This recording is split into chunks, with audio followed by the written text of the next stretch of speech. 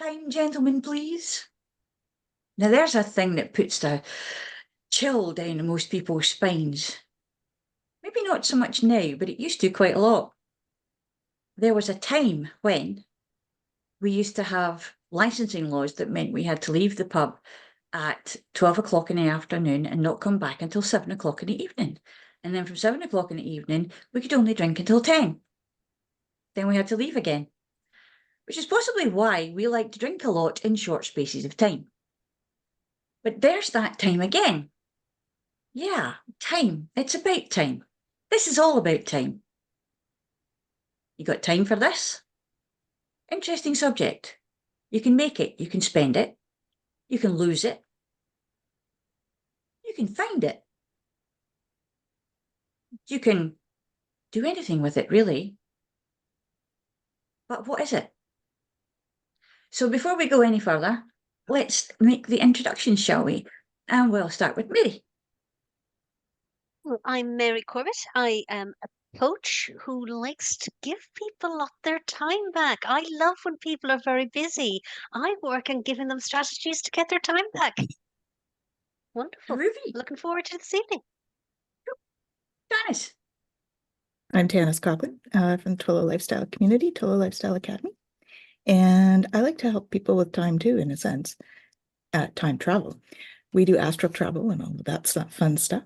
And so I help people go on their spiritual journey and have fun as they go.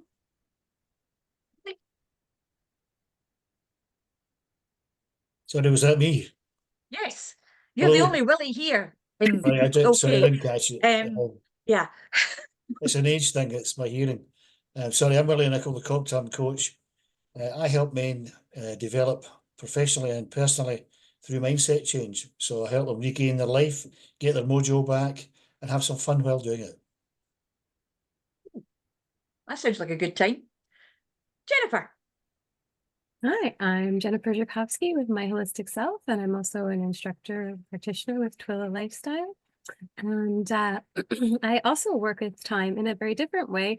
I help us to be in the present moment and to not time travel so much in our minds into the past and into the future, but to really be able to be in the moment and spend our time there. Angela. Hi, I'm Angela Daye from Inner Pathways, and I like helping people feel better. So is it time that you gave up the pain medication and the stories in your head where everything is just out to get you and awful and it's not fun in there? If it's time to change, then that's when I like to work with people. I'm Leslie Marsh, and I'm a bit of a storyteller, so Once Upon a Time is really up my alley, so to speak. However, the other things that I do a little bit of coaching and I do a little bit of hypnosis, which is all about making you pause for time in spaces and places you couldn't get to normally. And it's not a tick-tocky thing. It's not a waving and watch kind of thing. It's just a relaxing time thing. But actually, here's a question. When we talk about time and we have these phrases like time heals all wounds, that's not entirely true, is it? Because most of our clients, I would say, are hanging on to something that has had its time and needs to be set back in its place in time. However, they kind of identify with it a little bit and hold on to it. So it's not as quicksilver as we think it is it, Angela?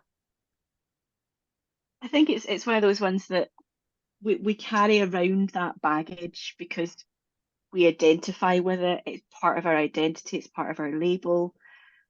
And we get so used to having it attached to us that we don't realize that actually that was 6 months ago. That was 2 years ago. That was 10 years ago. I've been walking around with this issue, this problem, this trauma for decades.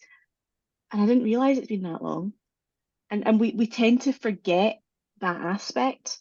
And so, yeah, absolutely. It's about time we put that stuff to bed, to put it down. And if the time hasn't healed the wound, then it's time to ask for some support. Willie, do you think that basically what we're looking at is the identification of being the issue is that we don't know who to be beyond the issue? And that's a scary thing, maybe? Yes, I think it is that if we have issues, and I take issue with using the word issues. Oh yeah, because I was thinking challenge, but my brain wasn't working because it's during still my back in training, time. during my training, the trainer said, "What word shall we use?" And this resonates me better. We just use the word things because everyone's got things they want rid of, things they want more of. Or in the west of Scotland, we call it stuff. Mhm. We all have stuff, good stuff, bad stuff, whatever. And if we, as Angela said, we hold on to that stuff, whether consciously or unconsciously, it's not doing us any good. So she says, is it time to let go of that stuff? That stuff that's not serving you, that stuff that's holding you back, or keeping you in a bubble. It might be your comfort zone, it might be just where you're used to being.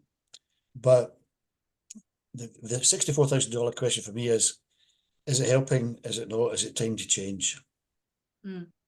I think about Jacob Marley when I think about the kind of things, the kind of stuff that we can carry around with ourselves.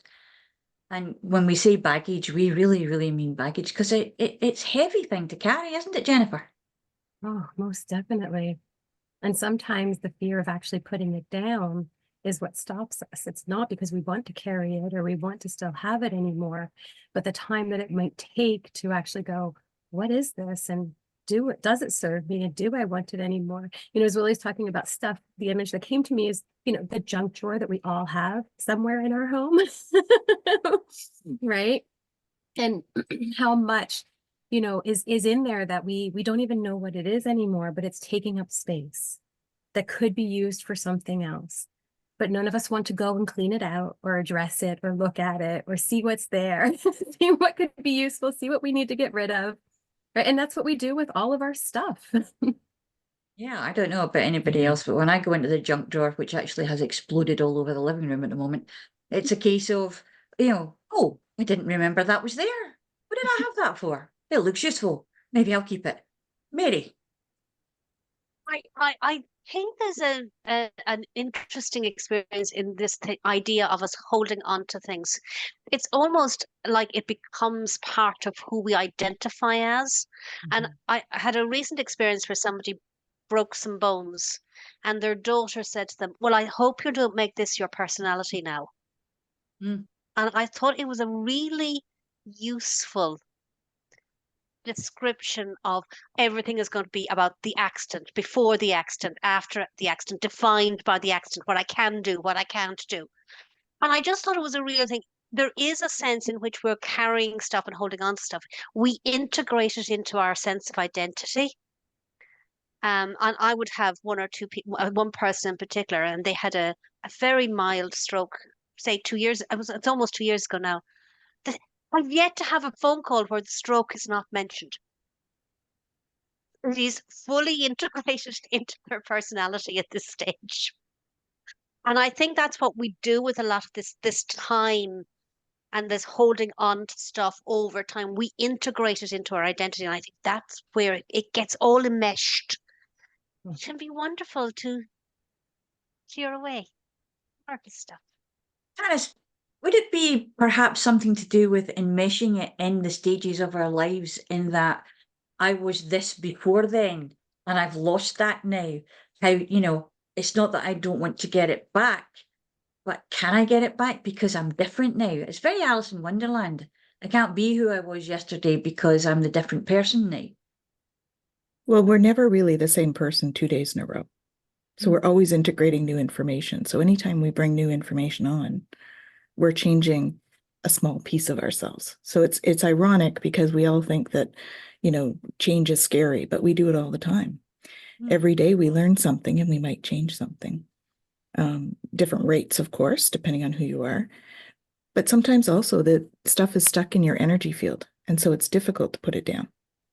So and you can actually feel it. So if you go into a very relaxed state, and then you picture a parent or something that happened, like a stroke, something like that, you'll actually feel density in the body in that area.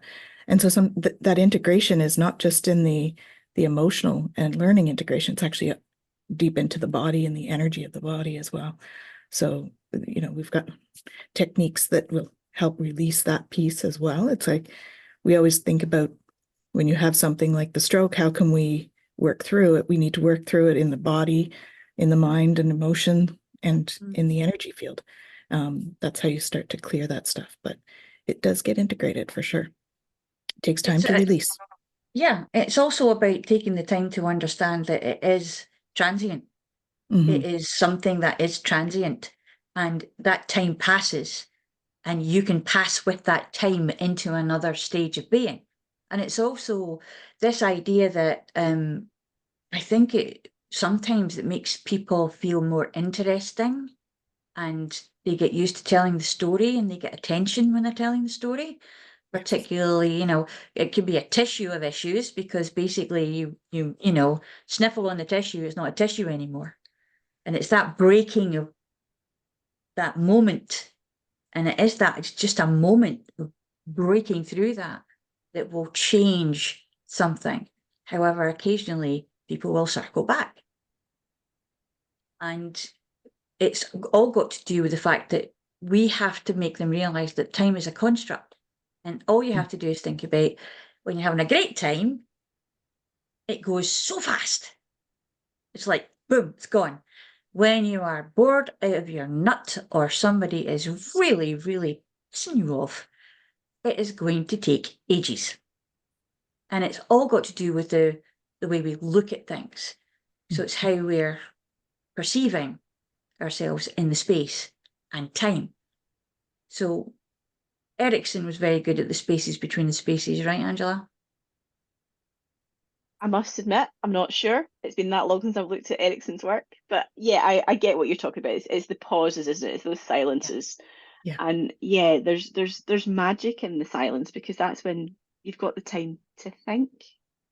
Because a lot of the time we don't take that time to think. We don't stop. We don't pause. It's just go, go, go, go, go. Nothing's going to change because I've just got to keep going.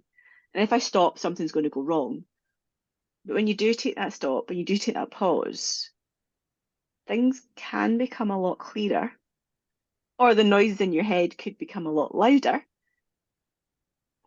And either way is okay, as long as you then work out what you're going to do next. What do we do with our time to make it work better for us, Willie? Well, time management techniques, the Eisenhower matrix, all that kind of malarkey, where you allocate your time according to, like the Eisenhower matrix, urgent, not urgent, important, all that kind of stuff, right? I'm afraid that kind of leaves me cold, but if you don't manage your time, it can run away from you, if you like. I don't like doing, 10 o'clock I'll do this, 11 o'clock I'll do that, 12 o'clock I'll do this. Too rigid, too constricting.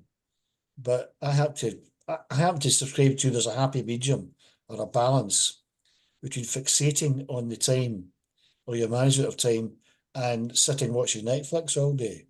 Neither of which are going to get you anywhere. So I have a very kind of flippant attitude towards time. I'm still stuck in the Star Trek space-time continuum, which I've never been able to explain properly. But without being morbid, when you get to my age, time becomes a bit more pressing, shall we say. All the things I thought I'd have done by this time I haven't done, and the bucket list gets longer and longer, and I'm thinking the time's getting shorter and shorter.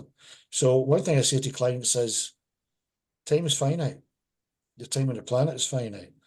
There's only 3 things you can spend: time, money, and energy. The other 2 can be replenished, not the first one. So don't waste your time, effectively. Yeah, it's interesting that it's like, where do we go from there? Einstein was very helpful with it, but then again, well, reading for a start, going into my bookcase. I'd like to see things like, when you get to my age, it helps to pass the time. Like there's nothing else to do. However, getting lost in time is something that can happen. I'm not too bad with the Netflix thing, especially when especially when, because I don't have it, but when I'm dog sitting, I have the ability to have Netflix, and the only thing that stops me from staying there all day, all night is the dog, because he's like, "Oh, I need to go to the toilet now." So thankfully, we can pause Netflix. That's the best thing about it. You can pause time on Netflix.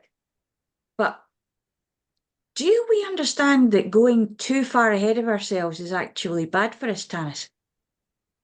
Yeah, when we go really far ahead, then we're creating anxiety often, right? Anxiety is worry about the future, about what could come, and we do the what ifs and what if and what if, and that just creates problems on its own that might not even happen. You know, we worry a lot about things, and that never happens. Like, we could worry about 7 different scenarios. You're only going to do one, and you've wasted all that energy on the other scenarios. So, yeah. Looking ahead is good in one sense and having an idea of where you want to go. But when we go into too much detail, we start to create the what ifs, I think. And that's where staying in the present moment gives us a little more peace of mind. Because really, right now, right here, we're safe. We're happy and we're comfortable. We don't need to worry about what's going to happen next week because we don't really know. Everything changes. Maybe drawing that back and so looking at it in the way that sometimes we have people presenting themselves to us, when we say things like stay in the present moment, it's like telling someone to meditate and empty their mind. They look at you like you just, exited a frog from your mouth. What? No, it doesn't work. How do we do that? How do we get them to bring themselves into the present? I usually do it with, getting people to tap into their senses. What are you smelling right now? What do you see? What do you feel? Are you outside? Are you feeling the breeze on your skin? What are you tapping into their bodily senses and their feeling within their body? Mary, how do you get them to actually come through when you want them to pay attention, like at the moment? My favorite exercise is the deep breath and the rubbing your fingers with just enough tension. Feel the ridges. It took me ages. But I do find that people can get they think it's a complicated thing to become present. And I have noticed that if you say to somebody, put the phone down and play with your kids, most don't have a problem with playing with the kids, especially if they're parents. They don't have a problem. So it's like, well, instead of having the phone in your pocket, put it completely where you won't hear it. And yeah, sometimes you have to do things really practically. It's like, yeah, you have to start at 15 minutes or 10 minutes because they have created a dependency for themselves that feeds a sense of anxiety. So I am very much, you go with wherever, you often I will say breath the fingers, but if they've kids, go and just get engrossed in the child. And I've yet to find a parent who can't do it for at least 5 minutes. I was just thinking about getting the kids to drop the phone for 5 minutes. Well, you see, I don't think well, that's a whole other ballgame, but you can't expect the kids to drop the phone if the parents don't drop the phone. So, sorry, it has to start with the parents. Lead by example. Yeah, but I think, it is, you find something that was really, really important to them and just get them to zone in on that. Then they see that actually is easy. Oh, this is what being focused. Yeah. They're going to go, yeah, I like a bit more of that. I'll take a bit more of that.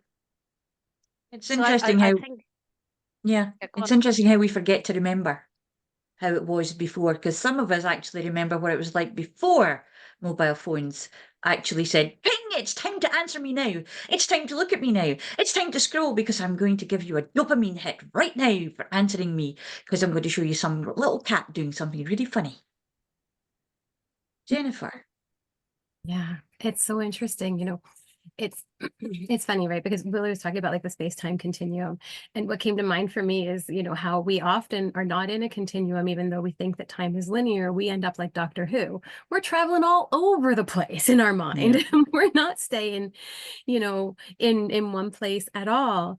And so when we talk about, you know, I like the senses, and in, you know, psychotherapy, we talk about like the 5, 4, 3, 2, 1 method, where it is exactly like Tanys said, and you just go through each of the senses like that and come into connection with it. And, you know, when we talk about this idea of time and really being present and allowing ourselves to be present, I think that sometimes there is a fear of the present moment, right? If I really allow myself to be here right now, and I'm not thinking about what I'm going to do next or what the future is going to get away from me. If I'm not trying to resolve my past, it's going to come back and haunt me in some way. And yet it's haunting you anyway, because you're still living in it. Right. And so really, you know, coming to this place of being able to say, you know, right here, right now, what do I want to do? What do I want to experience? And how is my time travel, my constant mental time travel, not allowing me to have that experience? I'm hesitant to say it, but I'm going down the BC line. Behavioral conditioning. Do we think that we are being behaviorally conditioned by things like the gamification of phones, the pings and the burrs and the nice noises and things like that? That we, doesn't matter what we're doing, we could be in the doctor, we could be on the loo even, and suddenly the phone rings and we answer it. Mm-hmm. It's a bit like Pavlov's dogs. Oh, there you go. I knew somebody was going to say it. Yeah, so predictable. Right, you kind of train yourself, as soon as it pings, you must pick it up and have a look, because it could be important, could be life or death, or it could be some muppet trying to sell you insurance. I think we've conditioned ourselves because it's conformity. When I nearly ran over a young man who walked out in a zebra crossing, a pelican crossing, you know, a crossing, right, without looking, engrossed in his phone. And had it not been for my lightning-like reflexes, something bad might have happened. And I thought, why would you cross the road, albeit in a crossing, without looking? Because you're so engrossed in your phone. I don't know what it was. Maybe it was his girlfriend or something. I don't know. But I think we have become conditioned that as soon as it's become a slave to it, if you like. That the thing in the corner says, "You there," and you jump. Well, I don't tend to, but that I've seen people doing it, and it's like, what? I think if you want to be in the present, you say, what's the number one thing you could do right now to become calm and be in the present moment? And then you push it back to them and let them figure it out, rather than you suggesting. You know, Tanys is quite right. Senses, breathing, etc. What's the number one thing you could do right now to be present and calm, and leave it with them? I must admit, I have a tendency to get knocked down. So, but it's not because I'm looking at a phone. That's not with the phone. That's not with the phone. I actually was looking at the other direction and I was multitasking. I was looking in the other direction and took a step out, and the guy hit me. So, you know. But well, actually, did he? Well, I kicked his car harder than he hit me. But there you go. So yeah, that was an interesting time. Things were happening then, and this is it. Memory is about time, and it's the memory part that we can. I think I talked to somebody about this the other day. There, I think it might have been you, Angela, about trauma and the universal mind's idea of suppressing trauma, so that, you know, waiting until you're kind of old enough, or that you know it's been there long enough and it's doing its own clear out, and suddenly you have a flashback of a memory, and it takes you right back to the time when that was happening, and you are hearing it, seeing it, feeling it, and it's there. You're there. That can sometimes be why we have such a thing with PTSD these days as well. So that's about managing time as well for the therapy, isn't it, Jennifer? Most definitely. I really like Gabor Mate in one of his many books, talked about trauma and how it really is about time, right? That we get caught up in the moment of our suffering, of our pain, and we relive that over and over again, but we don't recognize the moment that we got out of it. Right. And so when we think about time and what time we go back to the moment of the hurt, of the pain and what that felt like, but we don't recognize that at some point we had come through it. Right. And we don't go back to that part of the time, right? That said, what, like, yes, I had that experience, but I've come through it now. And to what you all were talking about earlier, this idea that we then become defined by it, or it becomes a part of who we are, we go back to the pain part of it. And that's what we've ended up identifying with, as opposed to the resilient part of us, the part of us that was able to move past it, the part of us that was able to do something beyond it, right? And we don't realize that that is who we are today, not the person that was caught in that incident or that situation. And it's like an insult to your mortality. You suddenly are faced with your own mortality. I asked my sister at one point what it was like to have a child, because, you know, I understood it was kind of painful.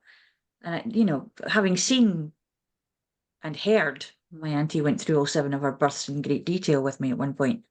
And I couldn't understand why you would do it again. But she said to me, I don't remember. I don't remember what the pain really was like. So it's an interesting juxtaposition that we can be in something that might have happened, did happen, but we survived. And yet now we are hanging on to it. We are actually reliving that memory of that actual pain. It's amazing what the brain can do. So how much time is enough time? Mary? No. That you've triggered something I have to deal with regularly. So you're going to regret this, Leslie. Okay. Because I often find, because one of the bugbears of when I'm dealing with some of my clients is they say they're going to do a task. It'll take however long it takes. But I'm there going, not a good use of your time. It'll keep expanding for the whole day. Why don't you just give it an hour, see how far you get? And this idea that you bound time and say, well, I'm only going to give something so much of my time is alien for some people, particularly people who are always constantly overwhelmed with tasks that never get finished. They seem to, but I have to do more, I have to do more. And it is so, like, this idea of time and how much time is enough, you can decide, well, how much. It's not whether it's, I don't think it makes sense to ask how much time is enough. I think it's much more powerful to say, how much time do I want to give to this? If I take back control and choose, I'm going to give this much time, and then I might make a decision after an hour and say, well, actually, I'll give it a bit more, and you might decide you might not.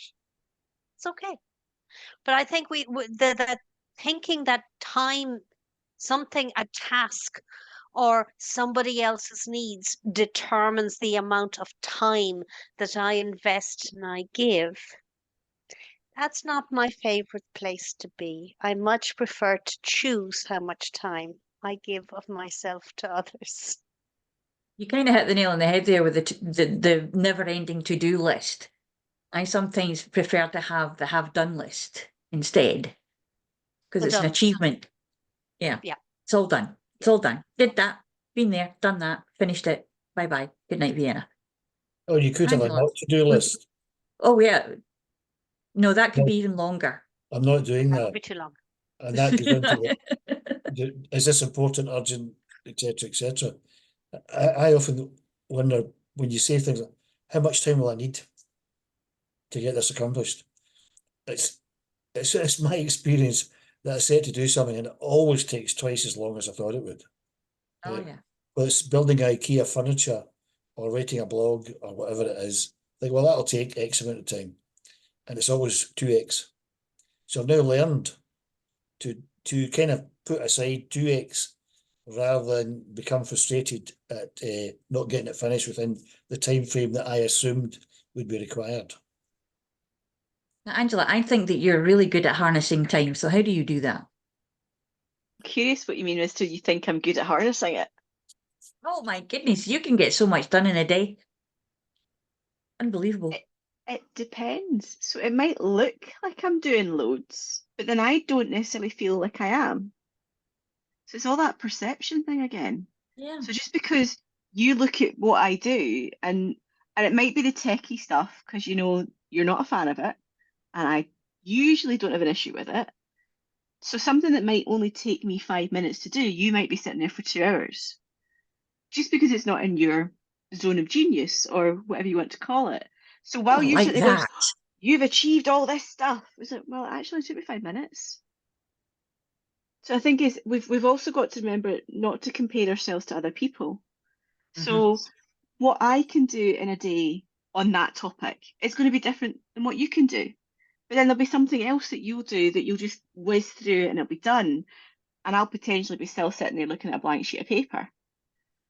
And it is that the only person to compare yourself against is you yesterday. Don't go comparing yourself to anybody else. All you really need to be comparing it is, have you done your best? What else can you do next? And from that perspective of you're saying that I always get a lot of stuff done. I get a lot of stuff done when I've got a lot of stuff to do. So it's that whole, if I'm busy, then I get more stuff done. If I've got nothing on the agenda, I might just sit all day and read. And it's not that I'm passing time by reading, as you mentioned earlier. I might just decide, no, today is a day I'm going to sit on the sofa and I'm going to read until the battery runs out on my Kindle, or the lights have gone off, or I get hungry, or whatever else. And that'll be how I'm going to time bound that piece. But that's okay as well, because it's that flexibility of using the time as you want to use it. And exactly as Mary was saying, whatever we say we're going to do, it will fill however much time we've got. So I might think, oh, I'm just going to spend 5 minutes playing with my emails and tidying it out. But I know I've not got another meeting for another hour. So before I know it, the timer's going off to tell me your meeting's starting now. And I've wasted potentially an hour playing in my inbox when there's other things I could have been doing.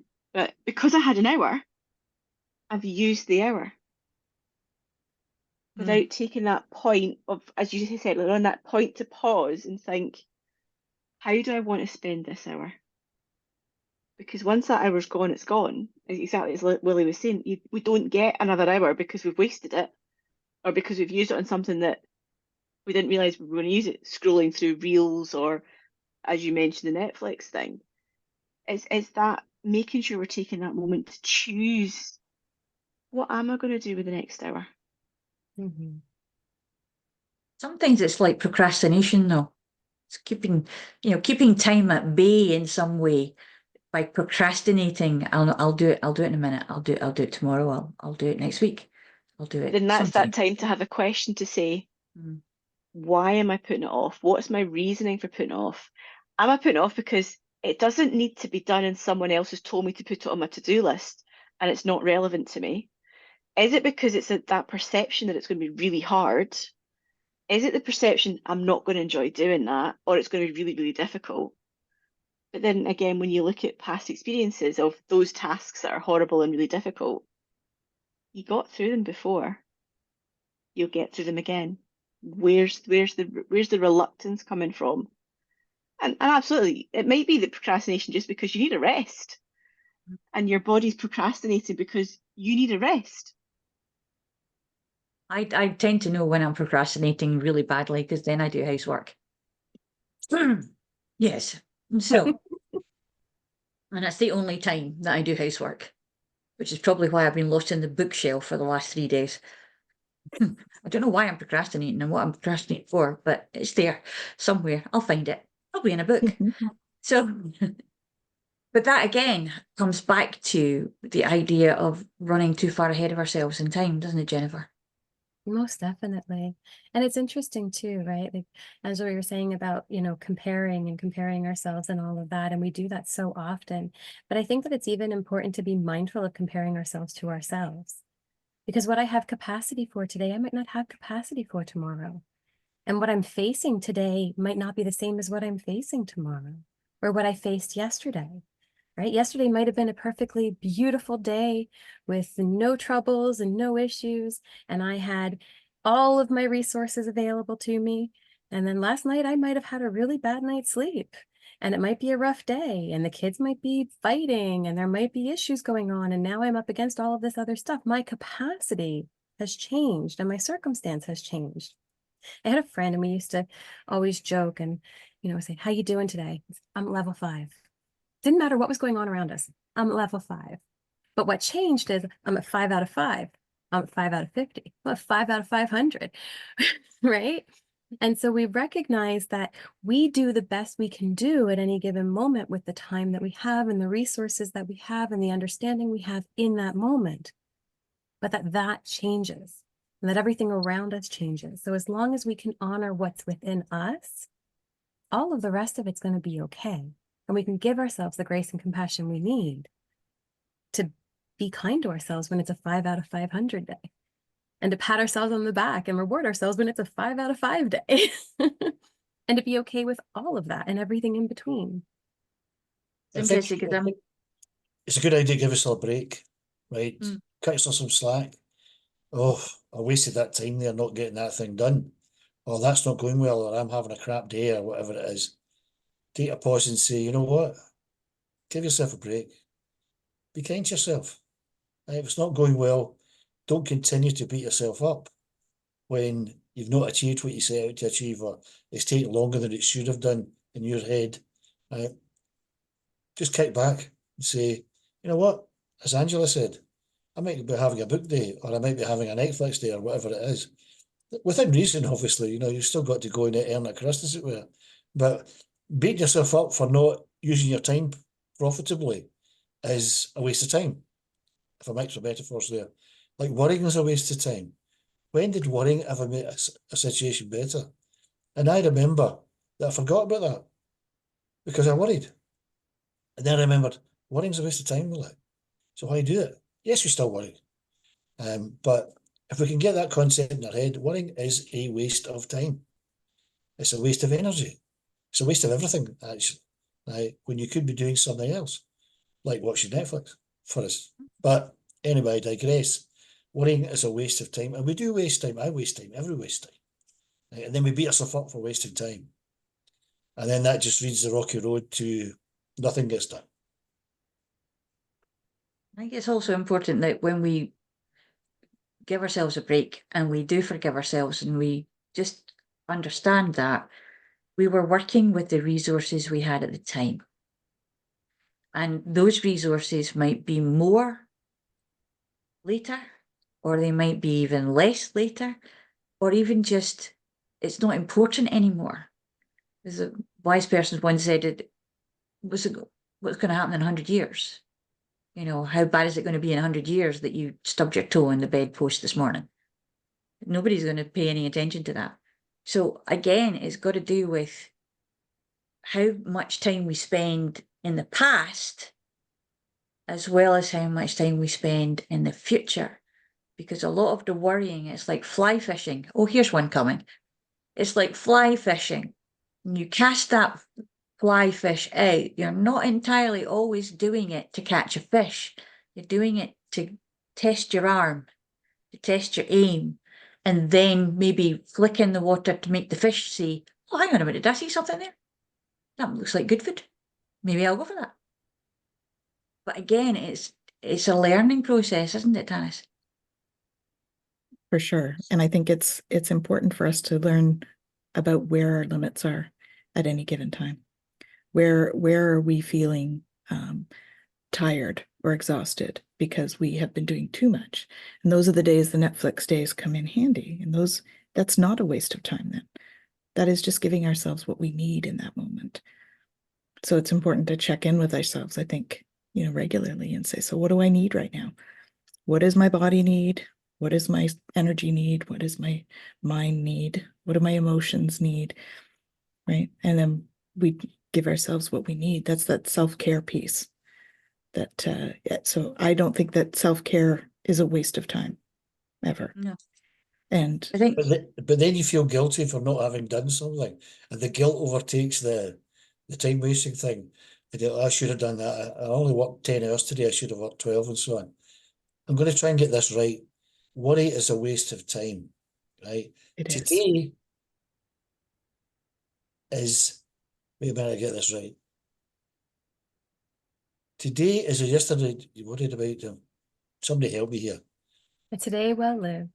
So that's Today is a tomorrow you worried about yesterday. Yeah. Yes. And did that help? No. Nope. I think It there's just also made that you piece, nuts. I was going to say, there's also that piece of, if you're having that bad day and you're having that worry and everything else, you don't have to write off the entire day, because the next minute you can do something differently. The next minute you can snap out of that state. You've just got to have a state change. However that looks, whether it's Mary's rubbing the fingers together, whether it's the breathing, whether it's whatever it needs to be, but it's taking that pause and it's thinking, right, how can I make the next minute different or better? And you were talking about meditation at the start as well, and it's, oh, I can't meditate for an hour or whatever it is. Meditate for a minute. Be present while you stir the soup. Be present while you brush your teeth. Be present while you blow your nose. Whatever it needs to be, could just be a couple of seconds, but it's having that moment to say, I'm not going to write off the entire day. I know a lot of people, when they're on diets and they're on that kind of attitude, well, I've wasted my diet now. I'm just going to have a binge all day and I'll start again tomorrow. Start again with the next mouthful. It doesn't have to be that you've written off the entire day. Do something to change how you're feeling, and then work out what you want to do next. And it might be that, do you know what? This is a write-off for this particular task that I was working on.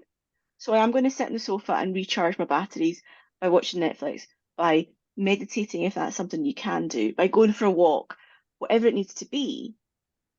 But do something different to get yourself out of that. Oh, it's just a waste of time.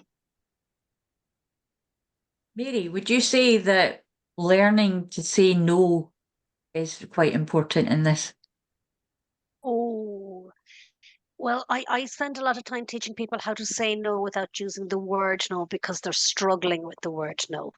But we give them other tools to avoid saying the word no. But the cleaner way is simply to say, no, I can't do this right now. And I was listening to somebody this morning, and she said, when you're, especially if you're a people pleaser and everybody is pulling on your time and getting you to do things for them, her suggestion was just say, can I come back to you? Let me have a minute. Just make it the default answer. Let me come back to you on that. Just buys you that little bit of time to stop and reflect and decide for you whether it is something you want to do or not. And it is a huge, huge piece. People don't like saying no, but no is the health. It is a full sentence. It's usually the first word that kids actually start to say, because it's one of the easiest ones. No, no, no. How are you today? No. Wonderful. Wouldn't it be great if we could do that now? Well, we could if we wanted to. You can. I am absolutely. can.